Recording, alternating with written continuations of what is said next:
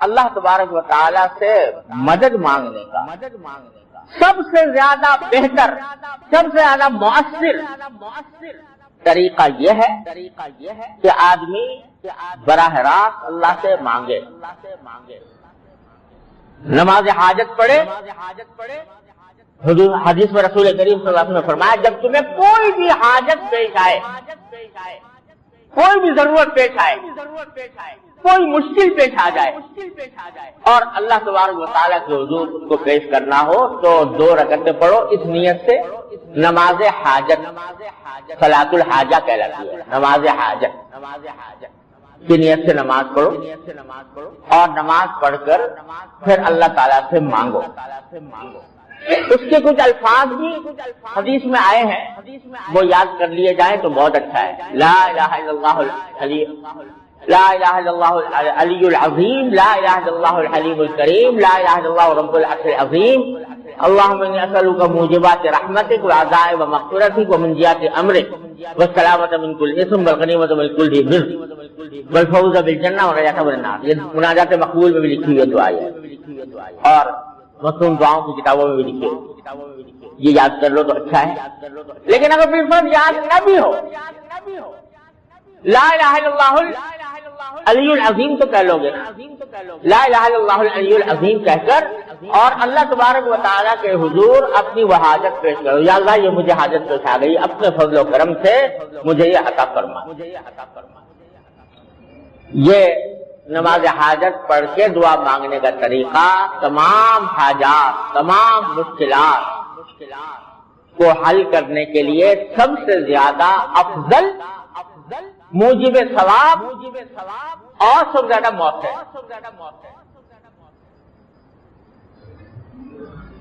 یہ رسول کریم صلی اللہ علیہ وسلم کی سنت ہے، آپ نے یہ تلقین فرمائی۔ میں اسی لیے عرض کر رہا ہوں کہ آج کل ہمارے ماحول میں جب کوئی حاجت پیش آتی ہے یا کوئی مشکل پیش آتی ہے تو لوگ تعویذ گنڈے کے فکر میں ضرور پڑتے کہ کوئی تعویذ بتا دو، دے دو اس کام کے لیے، تو وہ تعویذ کی فکر زیادہ ہوتی ہے اور اللہ تعالیٰ کی طرف رجوع کر کے نماز حاجت پڑھ کر دعا کرنے کو کچھ سمجھتے ہیں۔ حالانکہ جو حضور اکرم صلی اللہ علیہ وسلم سے طریقہ ثابت ہے وہ یہ ہے کہ 2 رکعت پڑھو، اللہ تبارک و تعالیٰ کی بارگاہ میں دعا کرو، یہ سب سے زیادہ مؤثر طریقہ ہے۔ اس میں ثواب بھی ہے، اس میں اللہ تعالیٰ کی طرف رجوع کرنے کا فائدہ بھی ہے اور ساتھ ساتھ مؤثر بھی سب سے زیادہ ہے۔ تعویذ گنڈے ہر چیز سے زیادہ بہت ہے، لیکن ہمارے معاشرے میں تعویذ گنڈے کو سب سے زیادہ مؤثر سمجھ لیا گیا اور لوگوں میں یہ بات بیٹھ گئی کہ بھائی ہر چیز کے لیے کوئی نہ کوئی تعویذ ہونا چاہیے، ہر چیز کے لیے تعویذ ہونی چاہیے، کوئی فلاں چیز کا تعویذ دے دو، فلاں چیز کا تعویذ دے دو، فلاں چیز کا تعویذ دے دو، یہاں تک کہ حضرت تھانوی رحمۃ اللہ علیہ فرماتے ہیں کہ ایک عورت آئی اور آ کے اس کو سر ہو گئی کہ جی میری مانگ صحیح نہیں نکلی، ٹیڑھی نکلتی ہے، جب میں بال بناتی ہوں کنگھی کرتی ہوں تو مانگ سیدھی نہیں نکلتی، تو کوئی ایسا تعویذ دے دو کہ مانگ سیدھی نکلا جائے۔ انہوں نے کہا بھائی ایسے اس کا کوئی تعویذ نہیں، جی کوئی تعویذ دے دو، آپ کا عالم آدمی ہو اور کوئی تعویذ دے دو۔ لوگ یہ سمجھتے ہیں کہ عالم جو ہوتا ہے وہ سارا علم دین جو پڑھتا ہے وہ سارا تعویذ گنڈے کے لیے پڑھتا ہے، تو اس کو اگر تعویذ گنڈے نہیں آتے تو وہ عالم ہی نہیں۔ تو سارے علم جو ہے وہ آج کل لوگوں کے ذہن میں منحصر ہو گیا ہے، خاص طور سے خواتین کے ذہن میں، کہ اگر یہ عالم ہے تو ضرور کوئی نہ کوئی تعویذ نکالے گا اور ایسا دے گا کہ جس سے میرا مقصد حل ہو جائے۔ تو خوب سمجھ لیجئے کہ ساری زندگی نبی کریم صلی اللہ علیہ وسلم میں ایک تعویذ نہیں دیا گیا، حضور اقدس صلی اللہ علیہ وسلم نے ساری زندگی کبھی کسی کو ایک تعویذ نہیں دی۔ ہاں جھاڑ پھونک کی ہے، کیونکہ قرآن نے کہا کل کہو، زبان سے کہو، تو جھاڑ پھونک کی ہے. بعض اوقات بیماروں پر جھاڑ دیا. اللہم رب الناس اذھب الباس واشف انت الشافی لا شفاء الا شفاؤک پڑھ کے دم کر دیا. فرمایا اسأل اللہ العظیم رب العرش العظیم ان یشفی، یہ کہہ کے دم کر دیا. اور اس طرح کے بہت سے جو ذکر ہے وہ پڑھ کر دم کرنا تو حضور اقدس صلی اللہ علیہ وسلم سے ثابت ہے، آپ نے کیا ہے. اور وہ بات کیا ہے کہ وہ بھی دعائیں ہیں. وہ جو دم کیا ہے نا وہ بھی ساری دعائیں ہیں. اللہم رب الناس اذھب الباس، اے اللہ تو سارے انسانوں کا پروردگار ہے، یہ بیماری دور کر. واشف انت الشافی، تو شفا دے دیجیے، آپ ہی شفا دینے والے. لا شفاء الا شفاؤک، آپ کے سوا کوئی شفا نہیں دے سکتا. شفاء لا یغادر سقما، ایسی شفا دے دیجیے جس کے بعد کوئی بیماری باقی نہ رہے. یہ حضور سے ثابت ہے صلی اللہ علیہ وسلم. آپ نے اسأل اللہ العظیم رب العرش العظیم ان یشفیک، میں اس عظمت والے اللہ سے دعا کرتا ہوں جو سارے عرش عظیم کا مالک ہے کہ وہ آپ کو شفا دے دے. یہ حضور سے ثابت ہے. تو حضور اقدس صلی اللہ علیہ وسلم نے بہت سی چیزوں کے لیے جھاڑ تو کی ہے، دم کیا ہے، لیکن تعویذ لکھ کر کسی کو نہیں دیا. نہ کسی صحابی سے کہا کہ تم لکھ کے دے دو بھائی. البتہ جو لوگ زبان سے خود نہیں پڑھ سکتے آیتیں یا دعائیں، تو ان کے لیے صحابہ کرام نے یہ کیا، بھائی زبان سے تو یاد نہیں رہے گا کہ پڑھے اپنے اوپر دم کرے، لاؤ اس کو لکھ کے دے دیں تو یہ باندھ لے، کہیں بازو پہ باندھ لے، کہیں گلے میں ڈال لے. یہ بات صحابہ سے منقول ہے، لہذا وہ ناجائز ہے. قرآنی آیات کا تعویذ اگر کوئی آدمی گلے میں ڈال لے ناجائز نہیں. لیکن یہ بھی سمجھ لیں کہ وہی تعویذ جائز ہے جس میں یا تو قرآن کریم کی آیات ہو یا اس میں کوئی دعا ہو، ذکر ہو، معنی اس کے سمجھ میں آتا. ایسے تعویذ جن کے اوپر کوئی ایسی بات لکھی ہوئی ہو جس کا مطلب ہی سمجھ میں نہیں آتا، وہ حرام ہے. ایسا تعویذ وہ ناجائز. اگر اس میں کوئی ایسی عبارت لکھی ہوئی ہے، ایسی بات لکھی ہوئی ہے جس کا مطلب ہی سمجھ میں نہیں آ رہا، تو ایسا تعویذ استعمال کرنا ناجائز. بعض تعویذ ایسے ہوتے ہیں جس میں غیر اللہ سے مدد مانگی جاتی ہے، اللہ کے علاوہ کسی سے. اللہ بچائے، وہ چاہے نبی ہو، چاہے ولی ہو، چاہے کتنا بڑا بزرگ ہو، اللہ کے سوا کسی سے مراد نہیں مانگی جاتی، اور وہ شرک کے قریب انسان کو پہنچاتے ہیں. ایسے تعویذ بالکل حرام ہے، شرک کے قریب پہنچاتے ہیں. اسی لیے فقہاء کرام نے فرمایا کہ اگر تعویذ میں کوئی ایسی زبان لکھی ہوئی ہے جو ہم آپ سمجھتے نہیں ہیں، تو کیا پتا کہ اس میں کوئی غیر اللہ سے مدد مانگ لی گئی، وہ شرک کا کلمہ اس کے اندر موجود ہے. اس واسطے ایسا تعویذ استعمال کرنا بالکل جائز نہیں. ہاں جائز کیا ہے کہ بھئی قرآن کریم کی آیات ہے، ان کو بھی ادب کے ساتھ اگر استعمال کیا جائے، یا کوئی ذکر ہے اللہ تبارک و تعالیٰ کا، یا کوئی دعا ہے وہ تعویذ میں لکھ دی گئی ہے، تو وہ جائز ہے. لیکن نہ ثواب ہے اس میں کوئی. لوگ سمجھتے ہیں کہ جو لوگ یہ تعویذ گنڈے کرتے ہیں تو اس کا یہ روحانی علاج ہے، اس کا نام روحانی علاج رکھا ہوا ہے. کوئی روحانی علاج نہیں، وہ ایسا علاج ہے جیسے کہ آپ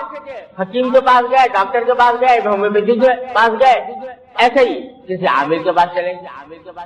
روحانی علاج کو کرنا ہی غلط،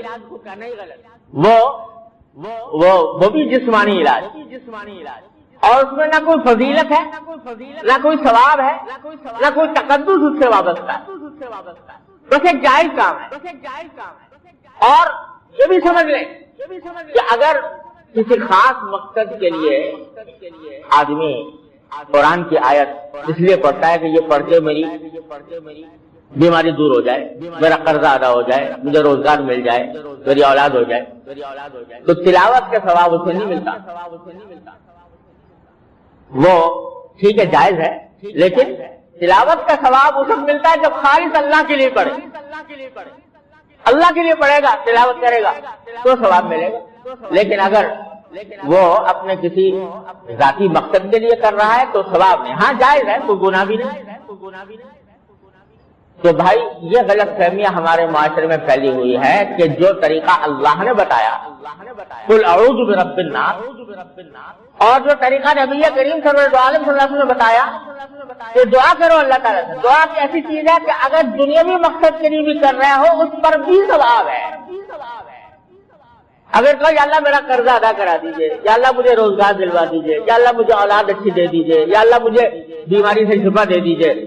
مانگ رہے ہو اپنے لیے، لیکن ہر دعا پر اللہ تعالیٰ کے ہاں ثواب لکھا جا رہا ہے، عبادت ہے۔ لیکن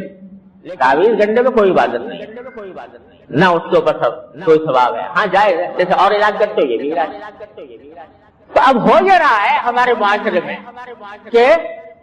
ہر چیز کا حل جو ہے وہ تعویذ گنڈے کی سے حاصل کرنے کی کوشش کی جاتی ہے، اور جو تعویذ گنڈا ہے وہ بہت بڑا عالم ہے اور وہ بہت بڑا پیر ہے، اور اگر کوئی نہ دے تو سمجھے جی اسے تو زندگی برباد کر دے، کچھ پڑھا لکھا ہی نہیں۔ حضرت گنگوئی رحمۃ اللہ علیہ فرماتے ہیں کہ ایک شخص آیا میرے پاس، آ کے کہنے لگا جی مجھے تعویذ دے دو فلاں چیز کا۔ حضرت نے بھائی مجھے نہیں آتا اس کا کوئی تعویذ، میں دعا کروں گا تیرے، جی تعویذ دو۔ تو حضرت نے کہا بھائی کیا کروں؟ مجھے دعا میں کروں گا، دعا آتی ہے، تعویذ نہیں آتا مجھے۔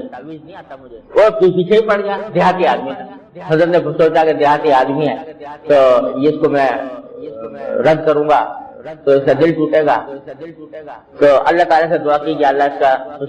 تو تعویذ لکھ کے دیا، اس پہ اردو میں لکھ دیا کہ یا اللہ میں جانتا نہیں یہ مانتا نہیں، یا اللہ میں جانتا نہیں یہ مانتا نہیں، تو آپ اللہ اپنے فضل و کرم سے اس کی مراد پوری فرما دیں۔ یہ دعا لکھ کے دے دی، لے جاؤ۔ اللہ تعالیٰ نے اسی سے فائدہ کر دیا۔ تو ہوا یہ ہے تعویذ پیدا ہوئے ہیں نا، کیسے؟ نہ قرآن میں آئے نہ حدیث میں آئے، لیکن پیدا اسی لیے ہوئے کہ کسی بزرگ نے کوئی بات لکھ کے دے دی، کوئی کلمہ، اللہ تعالیٰ نے اس میں تاثیر پیدا کر دی، فائدہ ہو گیا۔ تو لوگوں نے کہا بھائی یہ تعویذ فلاں چیز کا تعویذ ہو گیا، یہ بخار کا تعویذ ہے، یہ سر کے درد کا تعویذ ہے، یہ فلاں چیز کا تعویذ ہے، یہ اس طرح پیدا ہو گیا تعویذ۔ لیکن اصل بات یہ ہے کہ جب کبھی انسان کو کوئی حاجت، کوئی مشکل، کوئی پریشانی پیش آئے تو جو طریقہ قرآن نے بتایا، جو نبی کریم صلی اللہ علیہ وسلم نے بتایا، اس کی طرف زیادہ توجہ دو اور اس کو زیادہ اہم سمجھو، اس کو زیادہ مؤثر سمجھو، اور دوسری چیزوں کو اس کے مقابلے میں کمتر۔ اب الٹا سمجھ لینا کہ تعویذ کو دعا سے افضل سمجھ لینا، اور یہ سمجھنا ہر چیز کا ایک تعویذ ہوتا ہے، تو یہ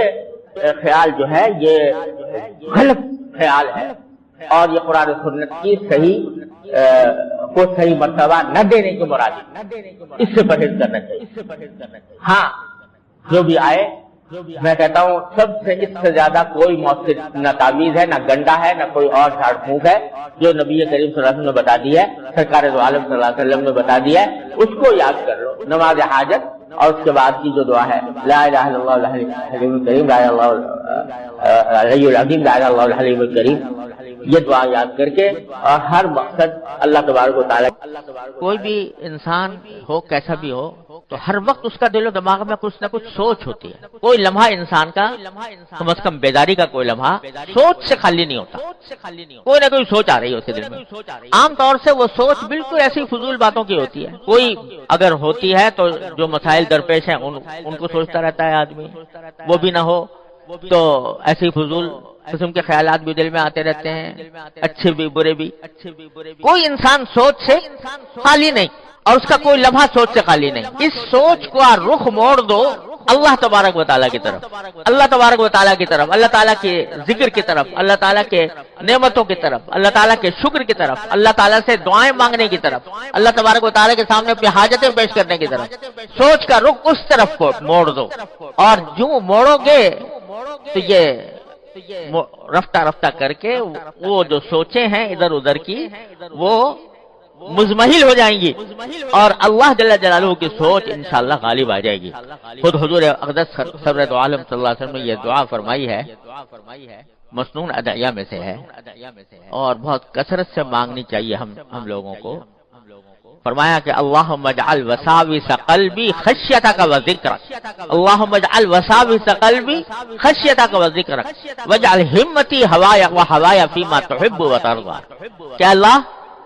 میرے دل میں آنے والے خیالات کو اپنی خشیت اور اپنے ذکر کے اوپر کی طرف موڑ دیجئے،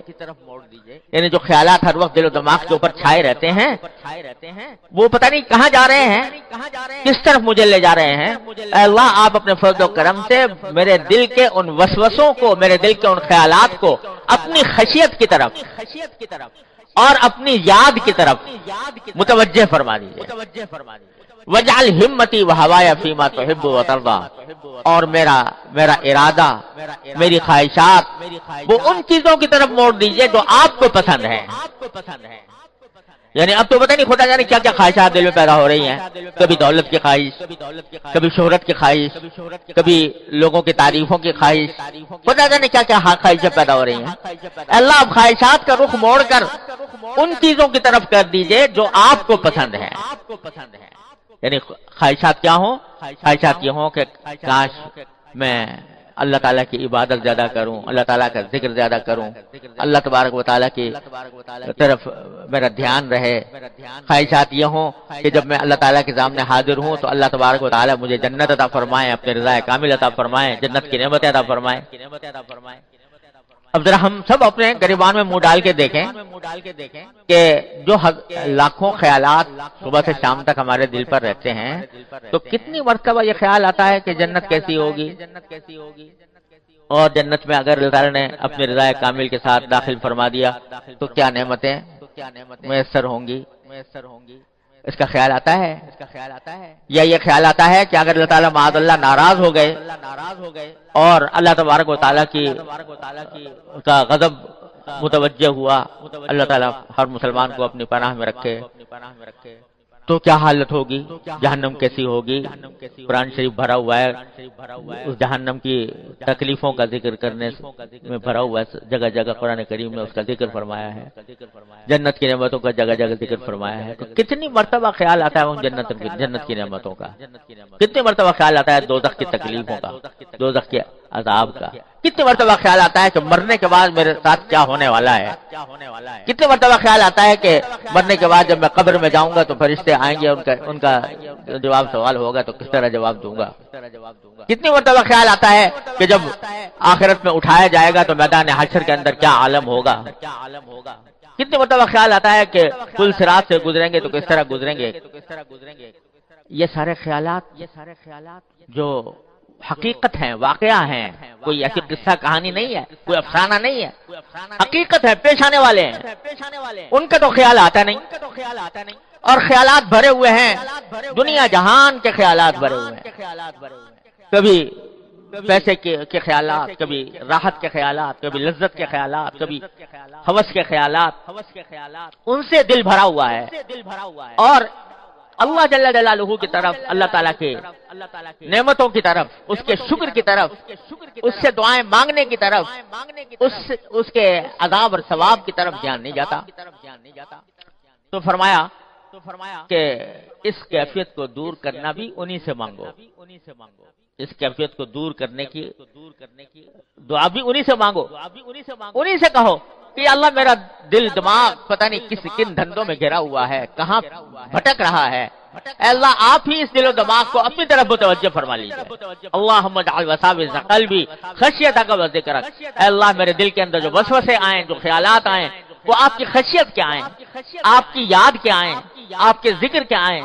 وجعل ہمتی وہوایا فیما تحب وترضى، اور میرے دل میں جو ارادے پیدا ہوں اور میرے دل میں جو خواہشات پیدا ہوں وہ آپ کی رضا کے خواہشات ہوں، یہ خواہشات پیدا ہوں، یہ بھی مانگو اللہ تعالیٰ سے۔ اور اللہ تبارک و تعالیٰ کا نے فرمایا ہے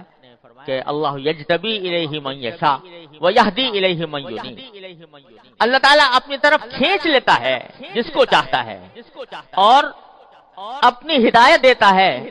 اس کو جو اس کی طرف رجوع کرتا ہے، جو اس کی طرف رجوع کرتا ہے، یعنی ہر معاملے میں اسی سے مانگتا ہے، ہر معاملے میں اسی سے رجوع کرتا ہے، تو اس کو اللہ تعالیٰ ہاتھ پکڑ کے اپنی طرف لے آتے ہیں، یہدی الیہ من ینیب۔ اور ہمارے حضرت تو یہ فرمایا کرتے تھے کہ اللہ یجتبی الیہ من یشاء کا جو مشہور معنی تو یہ ہے کہ اللہ تعالیٰ جس کو چاہتا ہے اس کو چن کر اپنی طرف کھینچ لیتا ہے، جس کو چاہتا ہے۔ ہمارے حضرت فرماتے تھے کہ یشاء کی ضمیر فاعل کو اگر من کی طرف راجع کیا جائے تو اس کے معنی یہ بھی ہو سکتے ہیں کہ جو چاہے کہ مجھے کھینچ لیا جائے، جو یہ چاہتا ہو کہ اللہ تعالیٰ مجھے کھینچ لے اس کو اللہ تعالیٰ اس کو کھینچ لیتے ہیں۔ یجتبی الیہ من یشاء، جو یہ چاہتا ہو کہ اللہ تعالیٰ مجھے اپنی طرف کھینچ لے اس کو کھینچ ہی لیتے ہیں اللہ تبارک و تعالیٰ۔ وہ چاہے کیسے کہ اللہ تعالیٰ کے سامنے اپنی یہ حاجت ظاہر کر دے کہ اللہ مجھے تو آپ اپنی طرف کھینچ لیجئے، تو یہ دعا بھی مانگا کرو کہ اللہ، آپ نے فرمایا اللہ یجتبی الیہ من یشاء، اے اللہ ہمیں ان میں داخل فرما لیجئے اپنی رحمت سے جن کے بارے میں آپ نے فرمایا اللہ یجتبی الیہ من یشاء۔ اور یہ تو ہے ہی کہ ویہدی الیہ من ینیب، جو آدمی رجوع کرنے والا ہو اللہ تعالیٰ کی طرف، ہر بات میں اسی کی طرف رجوع کر رہا ہے، اپنے خیالات بھی ان سے مانگ رہا ہے، اپنے خواہشات بھی ان سے مانگ رہا ہے، اپنی ہدایت بھی ان سے مانگ رہا ہے، تو یہدی الیہ من ینیب، تو اس کو اپنی طرف ہدایت عطا فرما ہی دیتے ہیں اللہ تبارک و تعالیٰ۔